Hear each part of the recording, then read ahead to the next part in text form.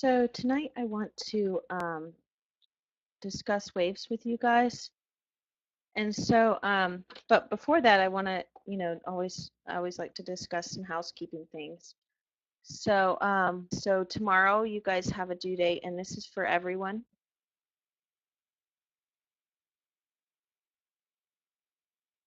Okay, and so let's talk about what's due for each group. So 18 and 16, you guys kind of have an easy week. You don't have any tests due today or due tomorrow. So this is a good time to kind of get those test corrections in, watch those synchronous session ELOs to kind of bring up your test grades, that kind of stuff, since you've got a fairly light week this week.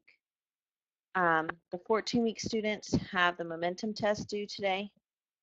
Tomorrow.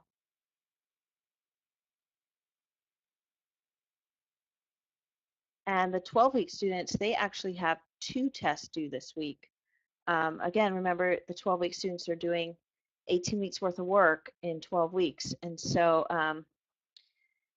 you guys, your session moves really fast. So we have, you guys have the mechanical energy test.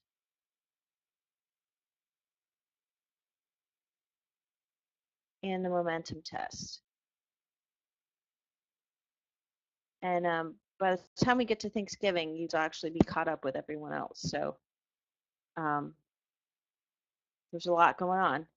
11/1 is our next due date, and that's for everyone again. And everyone will have the waves test due that week. 18-week students, 16-week, 14, and 12. Everyone will have the waves test due on the 1st. That's the day after Halloween. Okay, keep that in mind. And then I wanted to go over some other kind of important dates with you guys. November 20th through the 26th is this is when we have our Thanksgiving break, so it's the whole week. So this is a good time to spend time with your families, or also do those test corrections, get ready for the final, that kind of stuff. Because when we get back from Thanksgiving, we have like 2 weeks. It's really, really quick.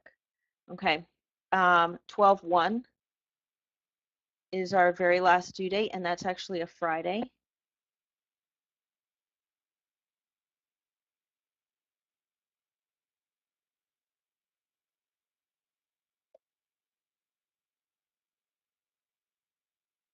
Um, 12/5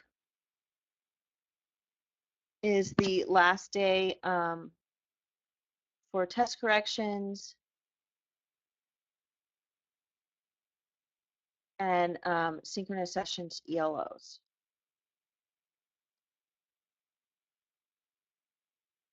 So do not email me on Wednesday and say, can I turn in my test corrections? Because I'm going to say no, okay, because you've literally had all semester to do those. So don't even ask, because I'm not going to let you, and I'm not allowed to let you anyway. So that's not even my policy. That's virtual school policy. So we literally are not allowed to take anything after the 5th. Once the final exam opens, that's it. So November 6th or December 6th and 7th, you get 2 days to take the final exam. It's worth 20% of your grade. And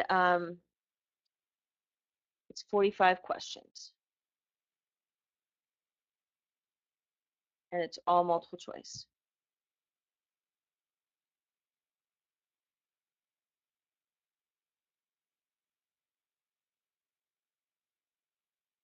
Okay. And then 12/8, which is a Friday, your course closes. You will not be able to get into the course after that. Okay, and I am not allowed to grade your final exam until after the course closes. Okay, so don't email me the 7th. If you took your final exam on the 6th, don't email me on the 8th, whatever. Say, I want to see what I missed on my final exam. Can you please grade it? I'm not allowed to grade it until after course closes. So I'll be grading the final exams Saturday the 9th. Okay. So do not ask me to see what you missed because I can't tell you. I'm not allowed. It's a course security issue, and I'm not allowed to grade the final exam before the 9th. So don't ask me because I can't. Okay. Some other things I wanted to mention. I will be reviewing a few days that I'll be reviewing for the final exam. So I'll go ahead and give you guys those dates. Okay. Um, and I'll tell you what I'm going to be discussing at each of those. That way, you know. I'll be reviewing for the final exam. Let me see. I'm looking at my notes. November 14th. And on that day, I'll be doing one-dimensional motion, two-dimensional motion, and Newton's laws. And basically what I'm doing for that is I'm going to those tests and I'm picking the questions that were most missed, and I'm going to be working out those problems for you, or I'm doing those questions for you. So it's the best way I can think to kind of tailor the review to as many folks as possible. So that's kind of the plan for that. Let me see. The next one is November 28th.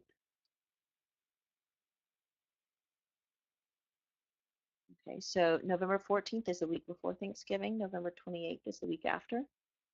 And I'll be doing application of Newton's laws.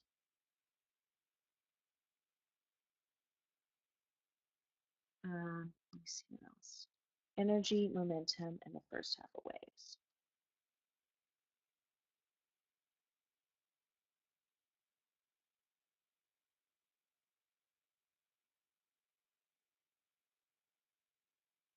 And that's just going to be the first half of waves.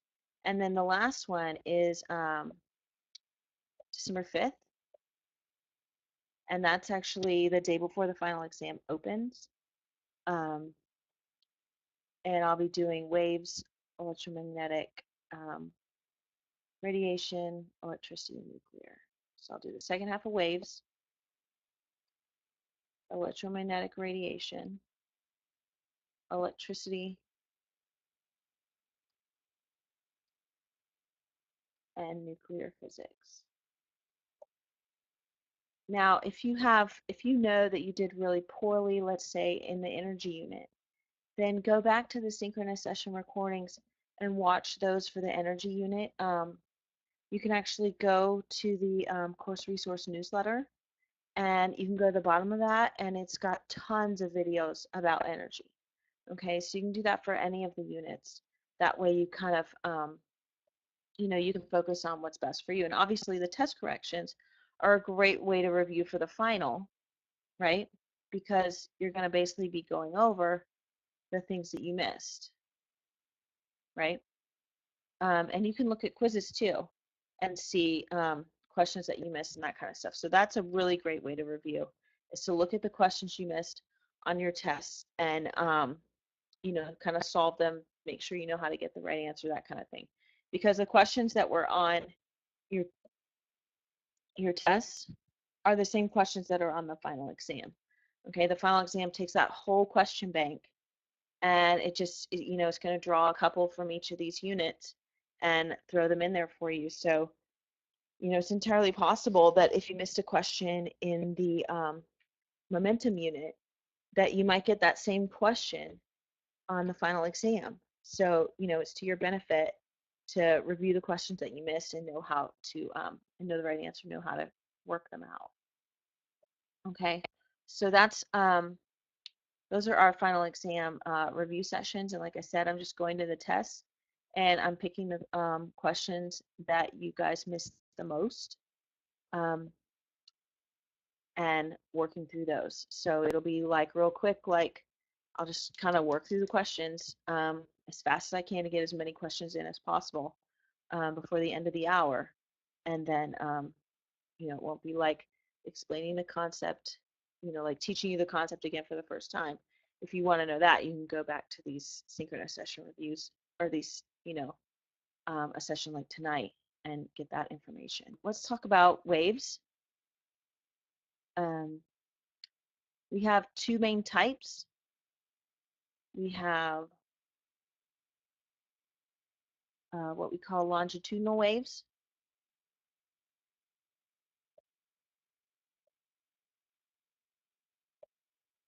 I call these slinky waves because they kind of look like a slinky. And then we have transverse waves. And I call these up and down waves or ocean waves, something like that, because they're what you would think of as a normal wave, something like this, where a slinky wave is, kind of like this. Okay. So those are our two types of waves. I've got this picture over here, and I've got it really big. So let me see if I can, I'm going to label all the parts for you. And so I'm going to try and use this, this section because I feel like it is a little bigger in here, and it might be easier for you to see. So these squished up portions right here,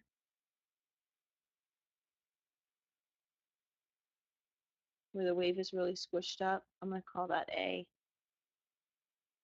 And oh, maybe I shouldn't call it A because they've already got it there. I'm at the bottom. I'm going to just I'll write compression.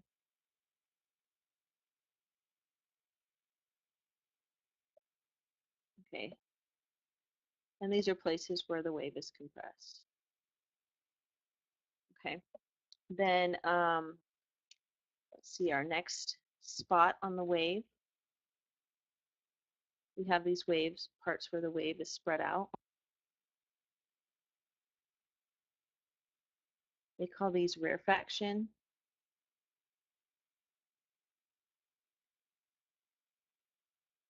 And they, the way I kind of remember this is, rare means like not as common.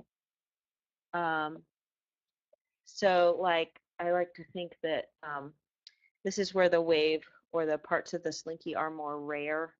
They're not as common. Like here, they're all squished together, and that you see a lot of them. Here, they're kind of spread out, and they're more rare. They're not as common. It's kind of silly, but that's how I remember it. Now let's talk about. Let's see. Trying to find a color that'll show up well on this part. So if we want to do a wavelength, for example, it's the distance between two of the exact same parts on a wave. So like this one, if we have point A, which is right in the middle of this compression, and we have point A to point, I guess this would be point C. This would be a wavelength.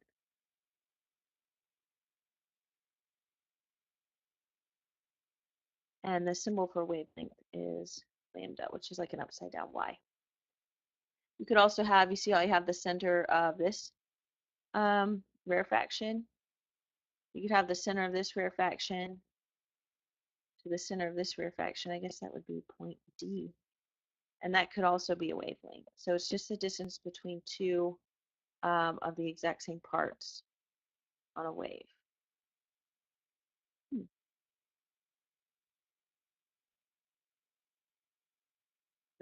Okay. That's curious. How do we? Okay, there we go. Maybe I won't try and delete this since it deletes the image too.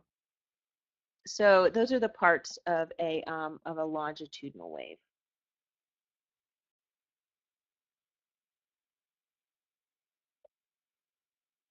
And the big thing with a longitudinal wave is the particles are vibrating back and forth like this, not up and down. Okay, so this is how the particles are vibrating.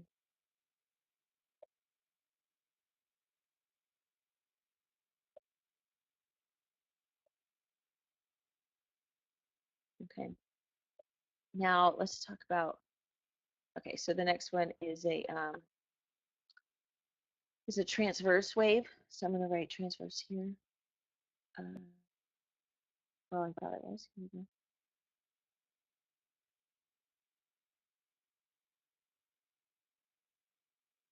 And a transverse wave has a couple more parts to label. So we'll see what we've got. These parts right here, I'm going to do in blue.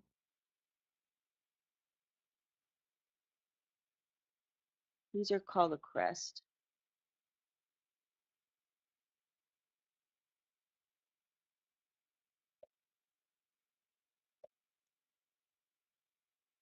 Okay, so all of these, the high points of a transverse wave are called a crest. The bottom parts, right here, these low points, we call that the trough.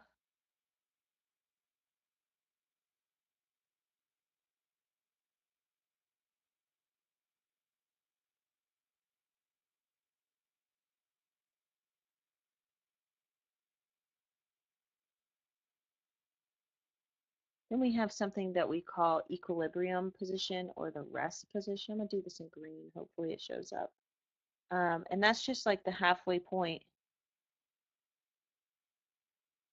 See, let me draw a line. Yeah. Okay, that's the halfway point between the rest and the crest.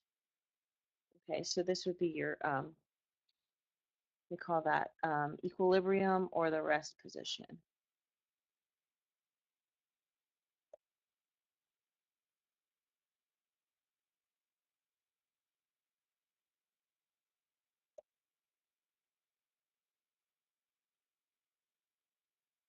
Okay.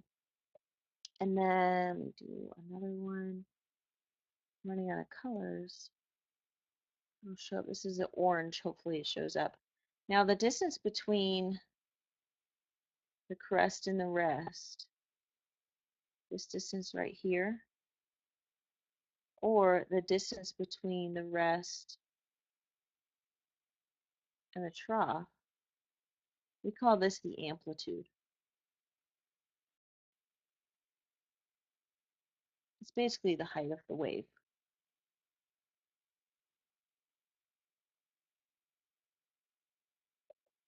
Okay, so these are all the terms that kind of describe the different parts of a wave. So now we can talk about the wavelength. And the way I usually remember the wavelength is, again, it's the same part of a wave. So like, for example, right here we've got crest to crest. That could be a wavelength.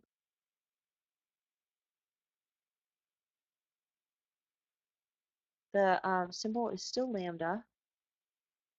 We could also have trough to trough, though.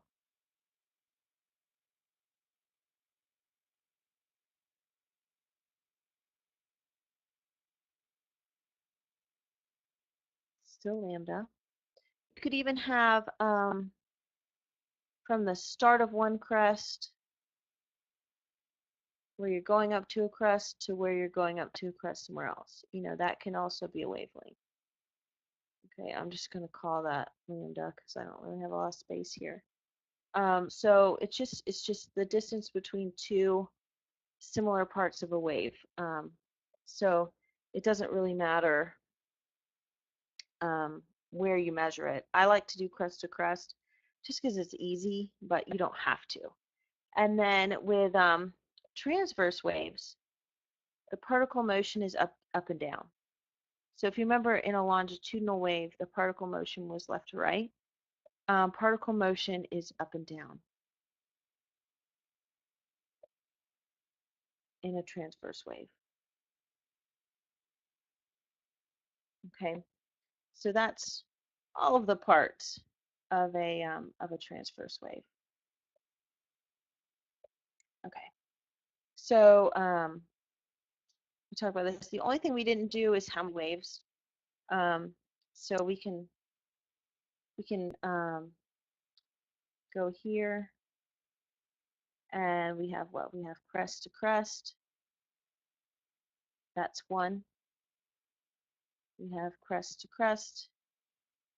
That's 2. And we have crest to crest. That's 3.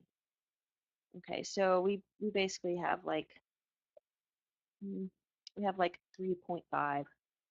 This isn't really like a whole one.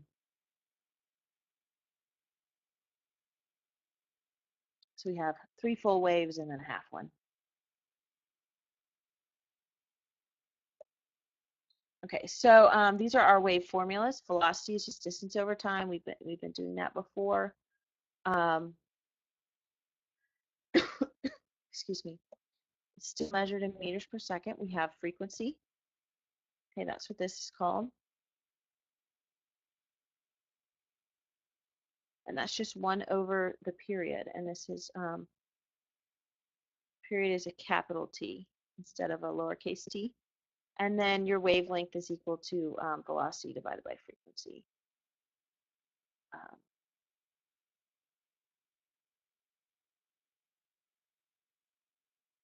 Okay. So let's get the units for each of these. For frequency, the units are 1 over S, which is equal to hertz. And some people like to say this, but hertz is really the best way to do it. But technically, if you put seconds to the -1, you would get credit for that. The units for wavelength is meters. The units for amplitude is like the height of your wave, so that's in meters. And you're only going to have an amplitude on a transverse. We don't really discuss amplitudes for longitudinal waves. Wave speed is going to be in meters per second, and period is going to be in seconds. Okay, so these are your units for each of these things. Now, let's try this problem. Okay, so we have this graph, and the frequency, they're telling us the frequency, we want to know the frequency if the velocity is 15 centimeters per second. Okay, so I'm going to number these. Okay, so I'm going to do frequency over here. So if you remember, our wavelength formula is V over F. Okay, and so we can do wavelength is equal to V over F, and we want the frequency. So your frequency is going to be your velocity divided by your wavelength. Now they gave us the velocity, but they haven't given us the wavelength, so we're going to have to find that out. So I'm going to go do step 2, and then I'll come back to step 1. Okay, so my wavelength is what? Crest to crest, right? So I've got crest to crest. So it starts at 1.5 and it ends at 7.5. So that's 7.5 minus 1.5, which is equal to 6, and then the units here are centimeters. Okay, so now that I've got my wavelength, I can go back here. So my frequency is 15 divided by 6. So that's going to be 2.5 hertz. Okay, then it says the amplitude, that's the height of the wave. Okay, so that's from your rest to your crest, or your rest to your trough. So I'm going to do rest to crest. So that's this distance right here. So that's going to be 4. There's going to be 4 millimeters. You see how we've got millimeters here. Okay, and then our period is our formula is F equals 1 over T. So I can put this in the triangle. I've got F 1, and t. I want to know the period. So my period is t is equal to 1 over f, which is 1 over 2.5, which is going to be 0.4.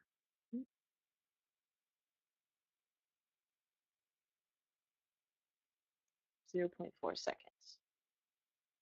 Okay, so that's how we get all four of those things from the graph.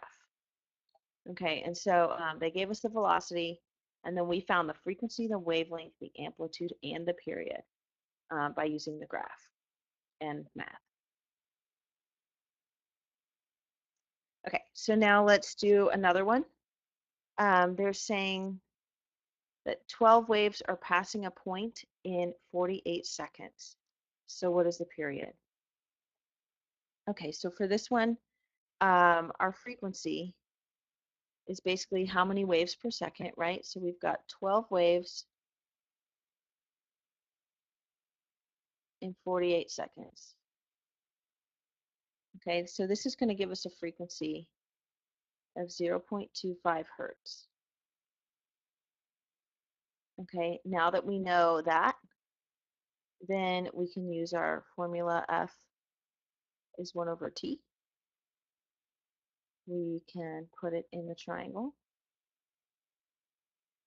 1 t f, we want t.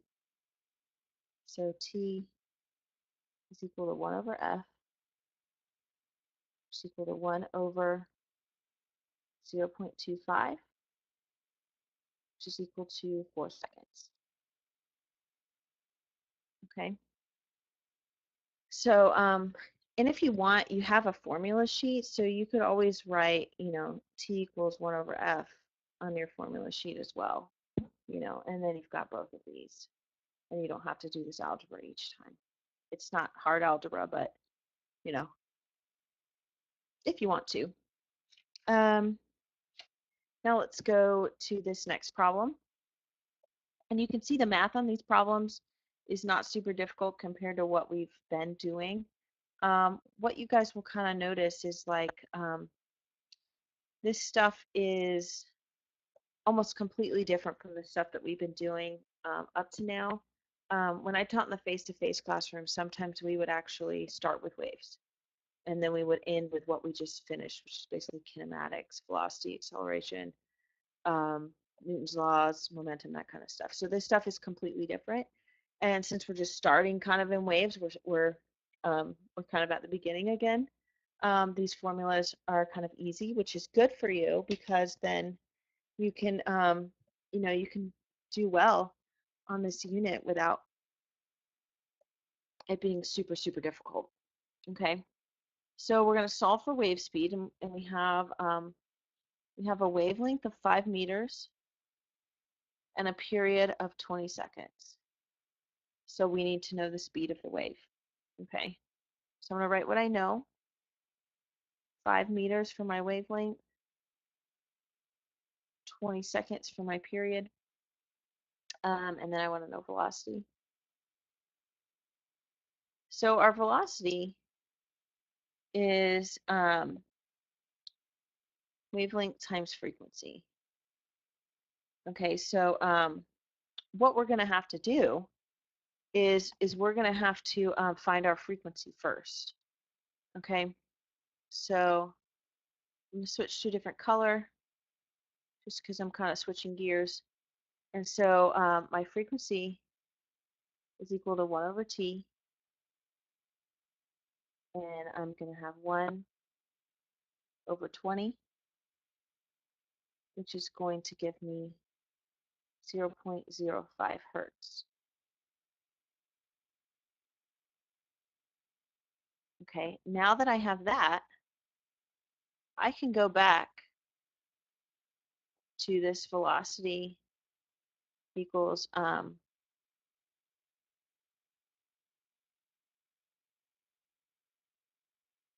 wavelength times frequency, and I can plug in my numbers, 5 meters for my wavelength, 0.05 for my frequency, and I can get my velocity.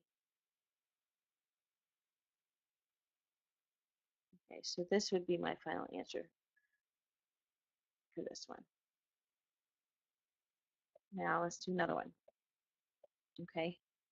And these are all different questions. These questions have been asked on previous tests before. Maybe not necessarily yours, but they have been asked on previous tests. So we have a wave with a wavelength of 0.5 meters and a speed of 3 times 10 to the 8. This is actually the speed of light in a vacuum, if you're curious, which you will need eventually to memorize. So I'm going to write my, my wavelength, my velocity,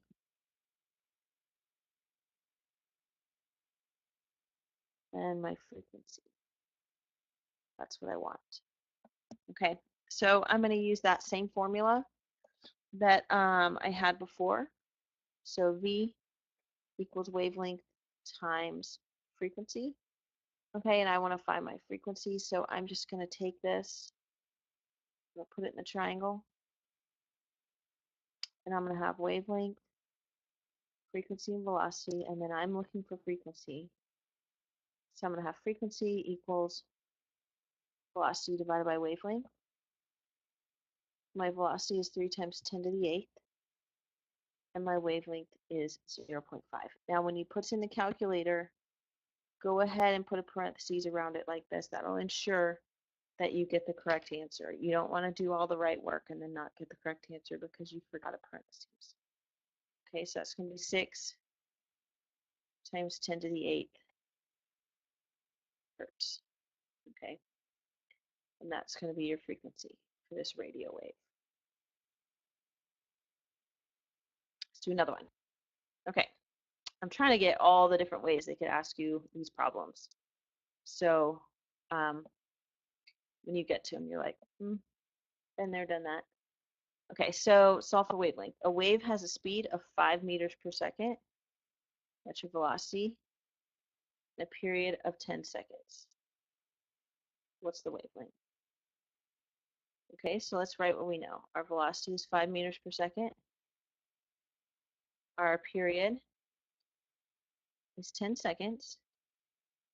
And our wavelength is something meters.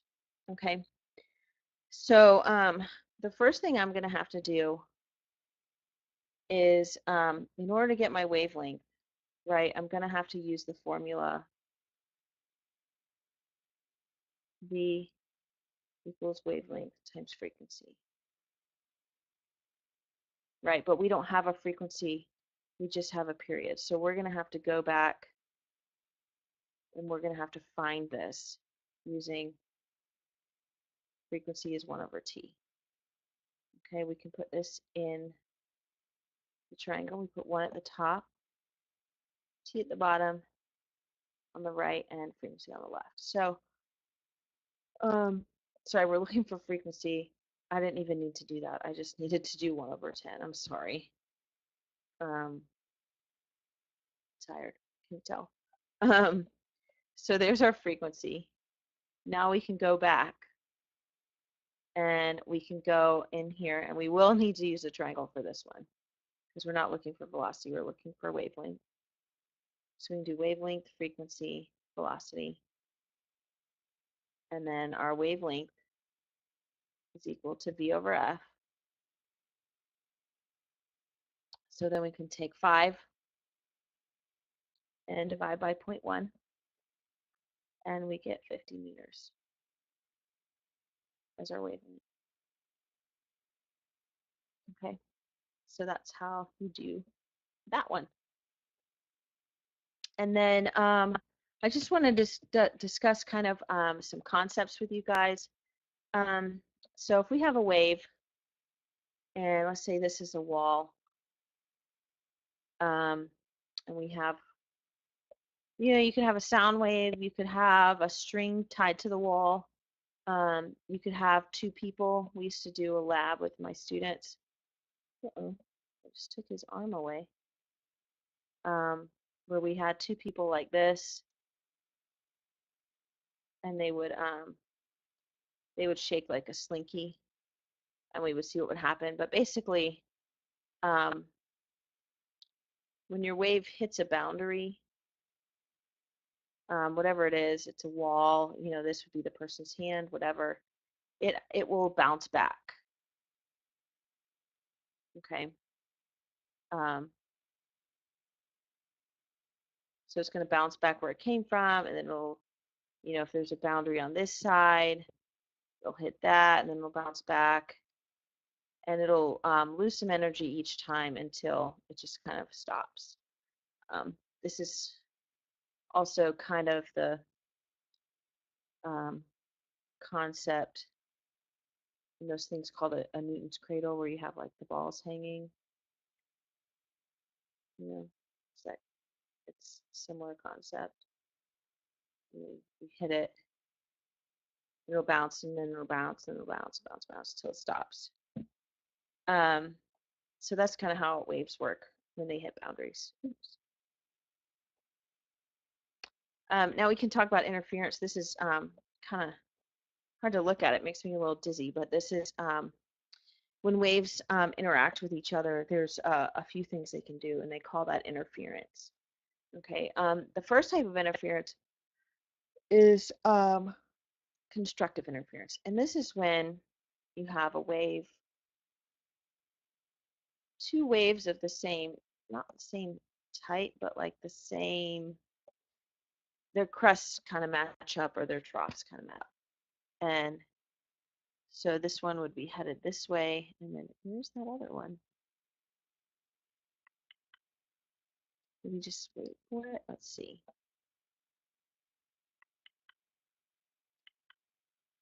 Let me just wait for it. Let's see.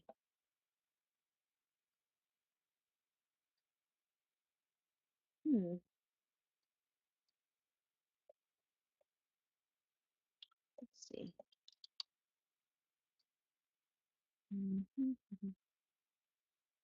Okay.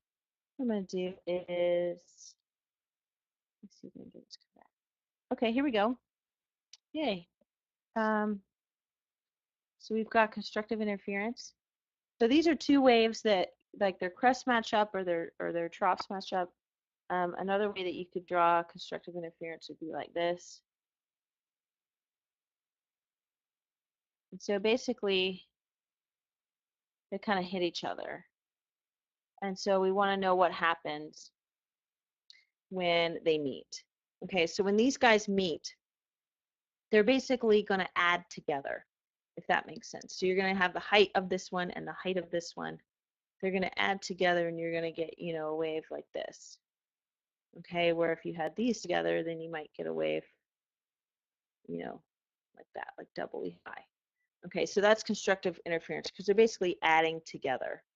Okay, this can be a problem when you have, you know, if you have like tsunami waves or something like that. I've heard about certain buildings during earthquakes. The way it vibrates, they constructively interfere together, and it makes the earthquake actually seem worse than it actually is. But that's an example of constructive. Now we can talk about destructive interference. Do a different color in case you're a visual learner like me, then maybe you'll remember the different colors. So destructive interference would be when you have something like this and like this coming together, and they basically cancel each other out, right? Or they subtract to each other. So if these were the same size, then, you know, you would get something like this. Let's say you had something like this.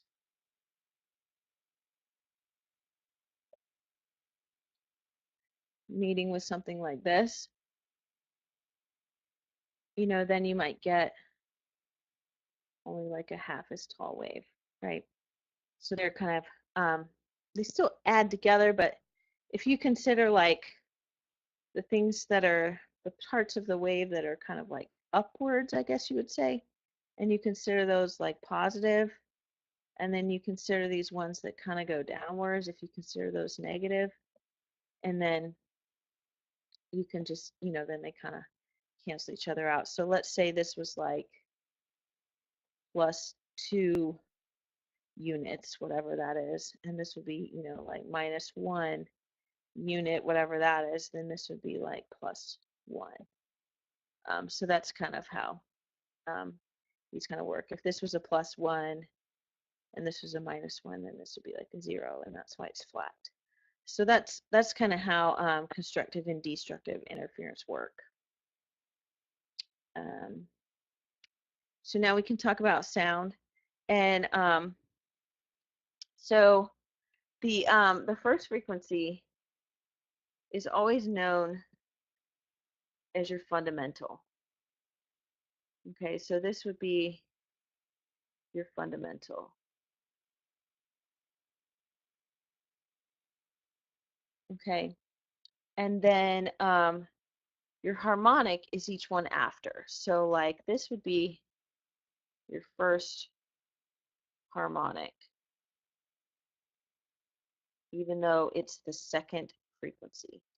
This would be your your second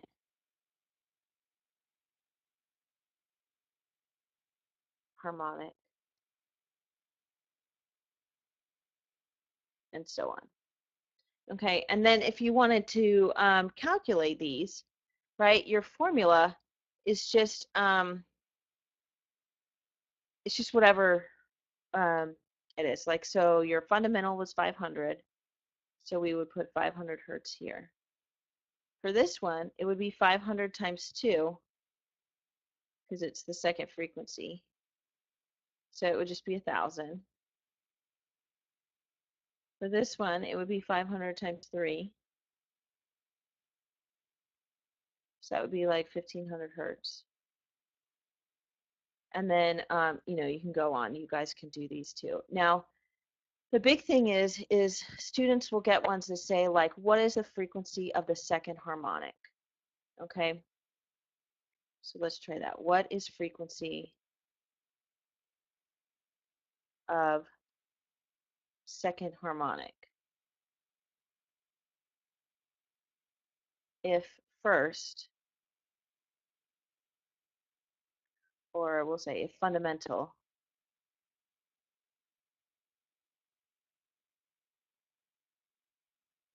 is 500? Okay, well, your second harmonic, right, is your third frequency. So it's not going to be, 500 times 2. It's going to be 500 times 3. And that's where students tend to get caught up, is they'll say that the second harmonic, they'll do 500 times 2, and that's not really the answer. The answer is 500 times 3, because the second harmonic is really the third frequency, if that makes sense. So that's the big thing with those. And then the last thing I wanted to do is I wanted to show you this diagram, or this page from your notes about the Doppler effect. Now, this is your formula for the Doppler effect, right? And then this is your velocity of your observer, excuse me, and this is the velocity of your source.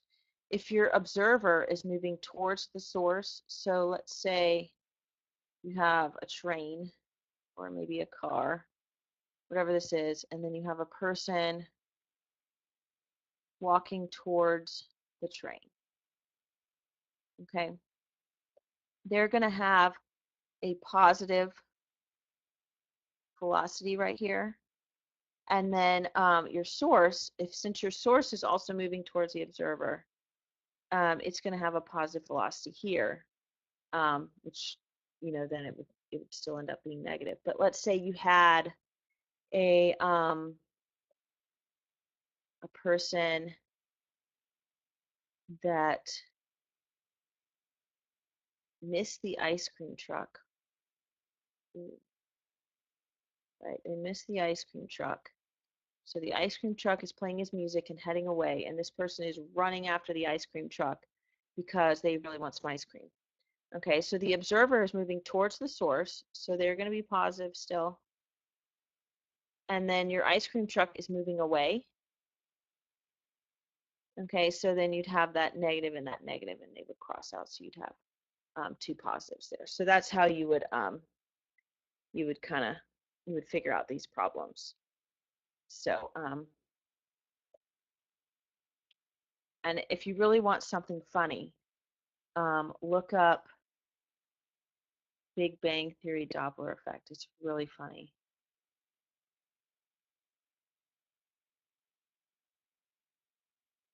Where Sheldon is the Doppler effect for Halloween. It's really